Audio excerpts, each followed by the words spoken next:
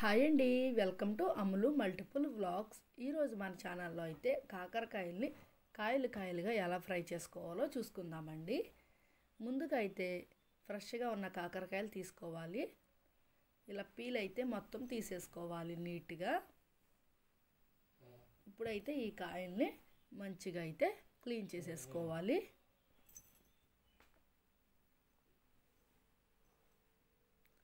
శుభ్రంగా వాష్ చేసేసుకున్న తర్వాత కాకరకాయలకి ఇలా వీడియోలో చూపిస్తున్నట్లుగా మధ్యలో ఘాట్ అయితే పెట్టుకోవాలండి.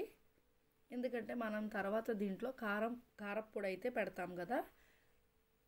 సో కాకరకాయలు అన్నిటికీ కూడా ఇలా ఘాట్లు అయితే పెట్టేసుకోవాలి. ఇవి ఫ్రెష్గా ఉన్న కాకరకాయలండి. అక్క వాళ్ళ ఇంటి దగ్గర కాకరకాయ చెట్టు అయితే ఉంది. సో ఆ కాయలు అయితే కోసాం మేము.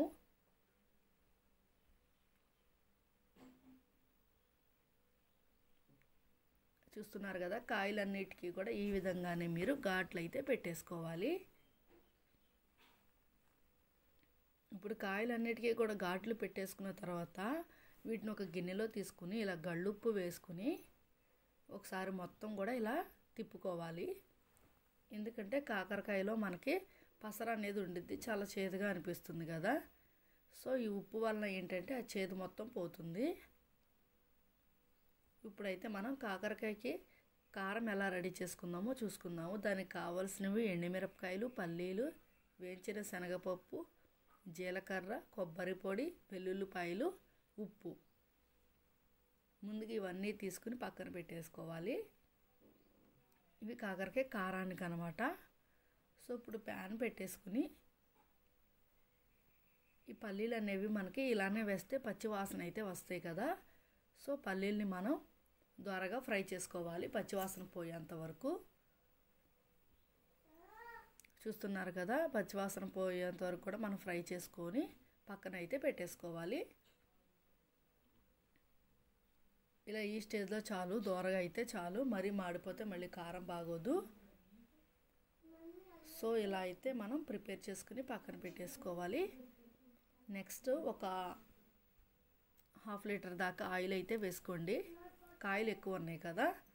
ఇప్పుడు మనం ఉప్పులో అయితే నానబెట్టేస్తాం కదా కాయలకి, మనం మళ్ళీ సపరేట్గా వీటిని ఏం కడగవసరం లేదు. జస్ట్ ఇలా అంటే చూడండి, దాంట్లో ఉన్న పసర అయితే వచ్చేస్తుంది కదా. ఇప్పుడు బాగా అయితే ఆయిల్ అనేది బాగా హీట్ అవ్వాలండి. బాగా ఆయిల్ హీట్ అయిన దాంట్లో ఈ కాయలన్నిటిని కూడా వేసేసుకోవాలి.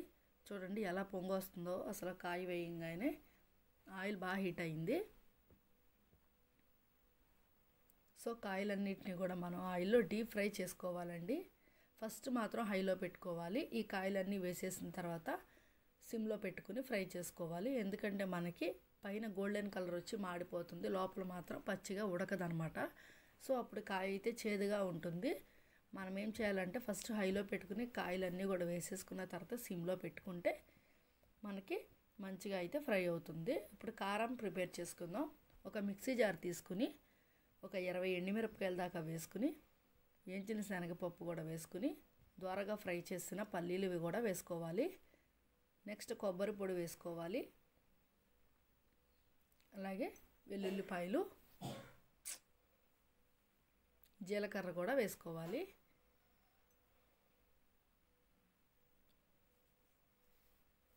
ఇప్పుడు సరిపడా సాల్ట్ అయితే వేసుకోండి. ఎండుమిరపకాయలు ఉన్నాయి కదా, కారం కాబట్టి కొంచెం సాల్ట్ అయితే ఎక్కువే పడుతుంది. మీరు మీ టేస్ట్ తగ్గట్లుగా సాల్ట్ అయితే వేసుకోవాలి. సో వీటన్నిటిని కూడా ఇప్పుడు మనం మిక్సీ జార్లో వేసేసుకుందాము. ఇప్పుడు మనకైతే పక్కన కాయలు అయితే ఫ్రై అవుతున్నాయి కదా. ఈ సిమ్లో పెట్టడం వల్ల చూడండి ఇంకా కలర్ అయితే మారలేదు, అయినా పర్లేదు, స్లోగా ఇలాగే ఫ్రై చేసుకోవాలి. చూడండి ఇప్పుడు కాకరకాయ కారం అయితే ప్రిపేర్ అయిపోయింది కదా. వేయించిన శనగపప్పు వేయడం వల్ల ఏంటంటే మనకి కారం అనేది అంత స్పైసీగా ఉండదు. ఉట్టి ఎండుమిరపకాయలు అయితే చాలా మంట అనిపిస్తుంది, తినలేరు. సో వేయించిన శనగపప్పు వేయడం వల్ల ఏంటంటే మంట కొంచెం తగ్గుతుంది, మనకి కారం కూడా ఎక్కువ ఒదిగిస్తుంది. కాయలు చూసారా, ఇప్పుడైతే రెడ్ కలర్లో మంచిగా గోల్డెన్ కలర్లో అయితే ఫ్రై అయిపోయినాయి కదా. ఇప్పుడు తీసుకుని అన్నిటినీ కూడా పక్కన పెట్టేసుకోవాలి. ఇలా సిమ్లో పెట్టి ఫ్రై చేసుకోవడం వల్ల మనకి లోపల కూడా ఫ్రై అవుతుంది.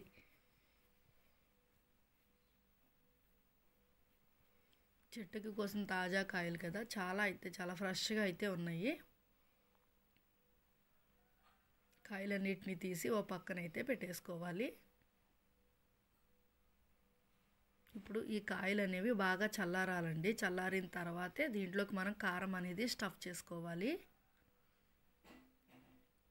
చూస్తున్నారు కదా, వీడియోలో చూపిస్తున్న విధంగా కాకరకాయలోకి ఇలా కారం అయితే స్టఫ్ చేసుకోండి. ప్రతి కాయలో కూడా ఇలా పెట్టేసుకోవాలి. కాకరకాయ మ్యాక్సిమం ఎవరైనా సరే చేదుగా ఉంటుంది, మేము తినము అంటారు కదా. ఒకసారి ఇలా ట్రై చేయండి. చేదు అనేది అసలు ఏమి ఉండదు. కాకరకాయ చాలా ఈజీగా అయితే తినేయచ్చు అనమాట. చాలా టేస్ట్గా కూడా ఉంటుంది.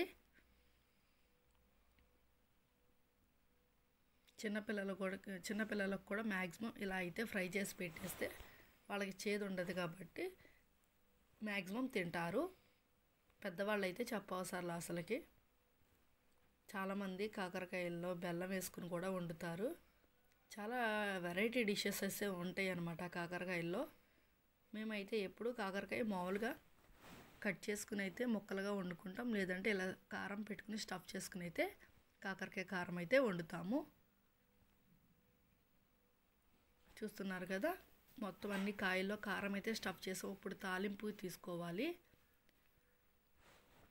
కావాల్సినవన్నీ పక్కన పెట్టుకుని ఆయిల్ అయితే ఇందాకనే చాలా ఎక్కువ ఉంది కదా, ఇప్పుడు సరిపడా ఆయిల్ మాత్రమే తీసుకోవాలండి.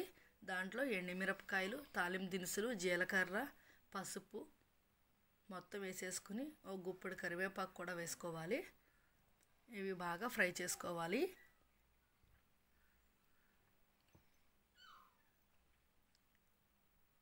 ఒకసారి ఇవన్నీ కూడా ఫ్రై చేసేసుకుని ఇప్పుడు చూడండి ఫ్రై అవుతున్నాయి కదా. ఇప్పుడు మనకి ముందుగా కాకరకాయలు మనం కారంతో స్టఫ్ చేసుకున్నాం కదా, సో ఈ కాయలన్నిటిని కూడా ఆయిల్లో వేసేసుకుని ఒకసారి ఒక 10 నిమిషాలు అయితే చాలు సిమ్లో పెట్టుకుని ఫ్రై చేసుకుంటే సరిపోతుంది.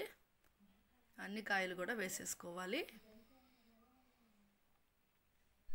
మొత్తం ఒకసారి వేసేసుకోవాలి. ఇప్పుడు మనకి మిగిలిపోయిన ఇంకా కారం ఉంది కదా, ఈ కారపొడి కూడా కాకరకాయలకి ఇలా పైన జల్లేసుకోవాలి. ఎందుకంటే మనకి ఫుడ్లో తినేటప్పుడు ఈ కారపొడి అనేది గ్రేవీగా అయితే ఉంటుంది. సో ఇది కూడా ఒకసారి మొత్తం వేసేసుకోవాలి. గ్రేవీ రావాలంటే ఈ కారపొడి జల్లుకోవాల్సిందే. ఒకసారి మొత్తం అయితే తిప్పుకోవాలి.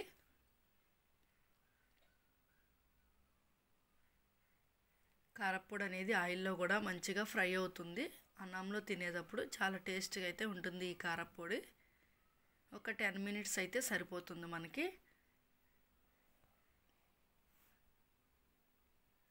ఒక 5 నిమిషాలు అయితే ఇలా ప్లేట్ అయితే పెట్టేసుకుని ఒక 5 మినిట్స్ అయితే అలా ఫ్రై చేసుకుని ఒకసారి మళ్ళీ తీసేసి కలుపుకుంటే మనకి ఎంతో రుచికరమైన కాయలుగా ఫ్రై అయితే రెడీ అయిపోతుంది. ఒకసారి మీరు కూడా ట్రై చేయండి, ఓకేనా? మీరు కనుక ఫస్ట్ టైం నా ఛానల్ చూస్తున్నట్లయితే ప్లీజ్ లైక్ చేయండి, షేర్ చేయండి, సబ్స్క్రైబ్ చేసుకోవడం మాత్రం మర్చిపోవద్దు. చూసారు కదా, టేస్టీ కాకరకాయ ఫ్రై అయితే రెడీ అయిపోయింది. దీన్ని వేడివేడి అన్నంలో తింటుంటే సూపర్గా ఉంటుంది. Okay, bye.